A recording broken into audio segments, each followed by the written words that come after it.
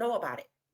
He set up this young man in the Panthers game. He set up this young man in the Rams game. He set up this young man the other night.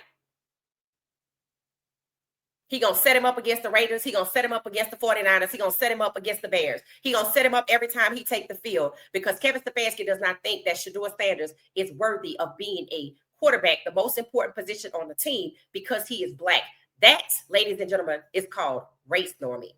Something the NFL was guilty of not even 5 years ago.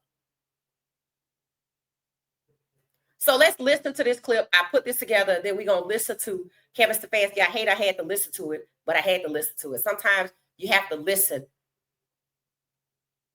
to see what people really trying to say. Opportunity for fairness. Ample opportunity for fairness.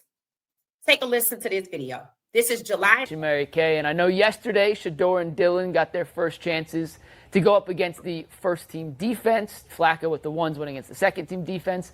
Was that more of Kevin Stefanski just shuffling things up in a way that he anticipated doing all week, or was that a result of Dillon and Shedeur looking good in practice and earning some of those reps against the first-team defense? Well, first of all, Dillon has already had opportunities with and against the first team offense. So it wasn't his first opportunity to do that. The new thing that happened yesterday was that Shedeur got a chance to go against the first team defense a little bit. And he. All right. So understand that Dillon got physical reps as a QB3. We already know Stefanski's on the record saying Dillon is QB2 now after Flacco left, I think. Oh, no. When Dillon became QB2 after the Rams game, that's what it was. They used the Rams game, set Shedeur up to fail because at the Panthers game, he was so good. So they decided in the Rams game to use the O-line to blow their coverages, the tight end to drop the ball so that Shedeur wouldn't move forward, just like you saw in the game the other night. So against the Ravens. So they used that performance to devalue him, to make him QB3 behind Dillon. So Dillon gets the QB2 behind Flacco, and he had reps. And here's what people are saying. Well, Flacco's older. I don't give a damn how old Flacco is. If you knew Flacco was older, why you didn't go get a competent QB? Because here's how it went, guys. Shedeur was going to be the Browns QB at number 2, which means they evaluated him as an elite franchise QB. They were going to pay him about $46 million. Then they decided to change their mind. And it's okay for them to change their mind. But this is what they did afterwards. They got Pickett before that. So they knew Pickett was injury prone, right? They had Pickett. They had Shedeur in mind. So technically it could have been Pickett out there with Shedeur. But when they pivoted away from Shedeur, after CU's pro day, they were considering Shedeur and Travis. So you got Pickett on deck because you already signed him. Then you're at CU pro day and you're getting, it's documented, Shedeur and Travis. You're contemplating getting both of them. Somewhere right before day one of the draft, they decided not to get either one of them. Yes, everybody talks about Travis could have caught that pass.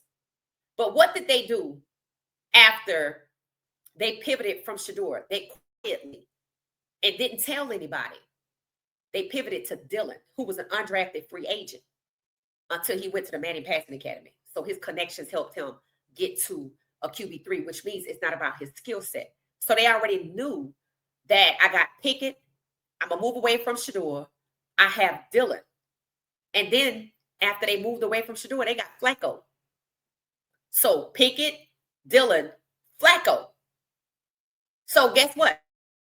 I don't have a real quarterback. Dillon's an undrafted free agent. I don't care if you bump him up. His skills will not increase. And we have watched that happen with Dillon getting 160 reps and he not getting any better because that's not how it works. Just because you put somebody in the third round doesn't mean they're qualified. That's just you manipulating the system and weaponizing the rounds in the draft. So I have Pickett, Dillon, and Flacco. When training camp starts or mandatory camp, they force Judy to share a locker with Flacco. I'm on camera saying Flacco gonna be the starter because Jerry Judy is wide receiver 1. He not sharing a locker with Pickett. What happened? Pickett had a hamstring. And it seems that a lot of injuries are fate in Cleveland, and that needs to be investigated. because the Deshaun Watson injury, although it was real, was paid by the insurance company. And was he set up to be injured? Because Deshaun Watson is on the record. He's not injury prone. He was never injured like that in Texas. And all of those injuries kept him from being their franchise QB, from being the QB1 for the year. He's never played more than 10 games in one season since he's been there. That needs to be investigated because that's fraud.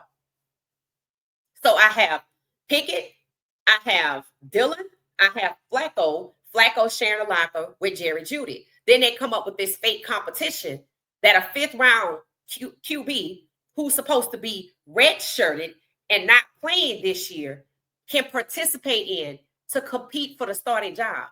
And when he won the starting job, and it's documented, it didn't matter. Then they shipped out Pickett, and it was Flacco, Dillon, and Shedeur. And then the Rams game was the determining factor. After the Panthers game, Sheduer did exceptionally well. And then they come over here to the Rams game and they set him up with the O-line, just like they did in the Ravens game. This is corruption. It's all documented. So they made him QB3. And the excuse was you're QB3, you can't get first team reps. But you just heard that Dillon had first team reps as a QB, so there's no justification. This is why I say they had plenty of time to make this right. They had plenty of time for fairness. Then Flacco leaves. Dillon already had reps with the first team at QB1. Flacco bounces, Dillon becomes the QB1, Sheduer is the QB2. Sheduer still does not get first team reps to be ready just in case Dillon goes down. They had already resigned themselves to lose with Dillon. They had already resigned themselves that Flacco was a starter, which is why he had the chemistry with Jerry Jeudy. And when they had no choice but to pivot to Dillon, something I don't think they really wanted to do, they just put him at QB3 as a favor to a friend to block Sheduer. That was it. They were like, oh, now we got to roll with Dillon because Flacco left. Another unexpected scenario.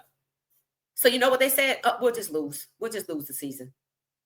That's what they were going to do until their fans, until we did, until all NFL fans, whether it was on social media or in Cleveland, started calling out the absurdity of sitting there losing when the franchise QB you were going to get before day one of the draft is on your roster.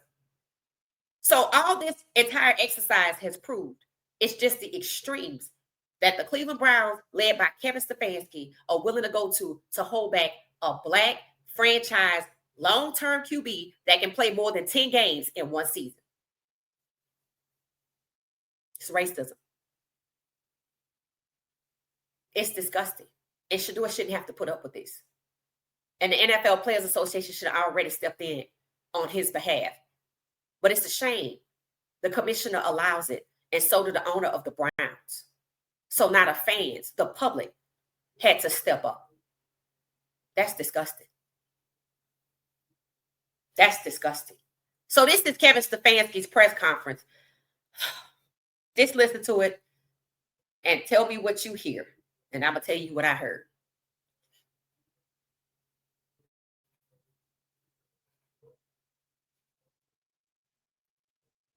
I think it's all positive. You're constantly learning as a young football player, constantly learning as a quarterback through all reps. You know, we talk so much about mental reps and those type of things, how important they are.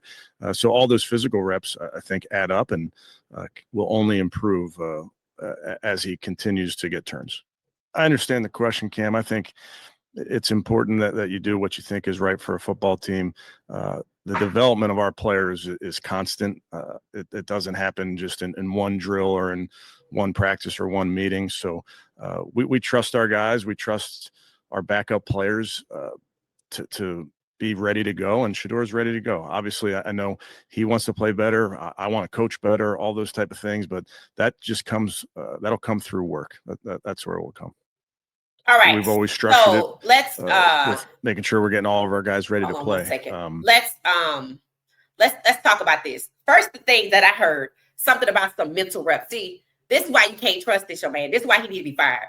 First of all, Dylan had physical reps. He doesn't want there to be equality between Dylan and Shedeur. He's essentially trying to establish Jim Crow within the Browns. Sheduer is a black quarterback.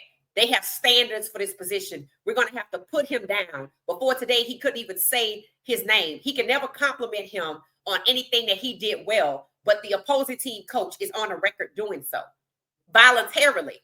This man is not a real coach.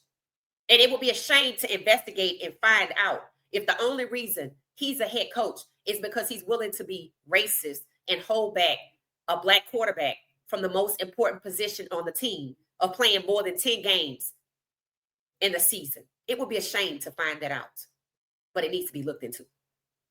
This is why a congressional hearing is absolutely necessary, because the ownership of the Browns, the Haslams, will not hold Stefanski accountable. The commissioner of the NFL will not hold Stefanski accountable. The NFL Players Association is a ghost, will not hold Stefanski or the Haslams or the commissioner accountable. These players have no recourse.